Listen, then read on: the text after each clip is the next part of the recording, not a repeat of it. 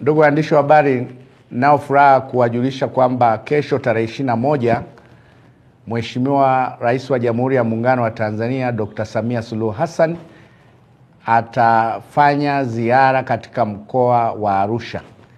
Atawasili kesho tarehe 21 katika uwanja wa ndege wa kimataifa wa Kilimanjaro, na ratiba yake ya kikazi ni tarehe 22 ambapo atakuwa mgeni rasmi katika sherehe za kutunuku kamisheni maafisa wa Jeshi la Wananchi wa Tanzania katika chuo cha kijeshi Monduli.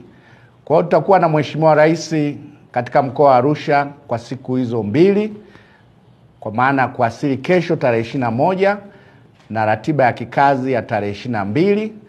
Kwa hiyo nitumie nafasi hii kwa wananchi wa wilaya ya jirani ya Rumeru na Arusha mtakaopata nafasi kushiriki katika mapokezi yatakaofanyika katika uwanja wa KIA, na kwa tarehe 22 ratiba itakuwa wilaya Monduli kwa maana ya chuo cha maafisa wa kijeshi Monduli.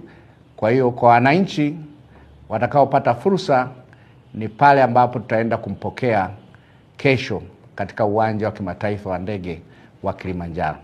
Kwa hiyo niliona nitumie nafasi hii kutoa taarifa kwamba tutakuwa na ugeni wa Mheshimiwa Rais katika mkoa wetu wa Arusha kuanzia kesho na tarehe 22 kwa ajili ya ratiba ya kuja kuwatunuku kamisheni maafisa wa Jeshi la Wananchi wa Tanzania katika chuo cha kijeshi Monduli.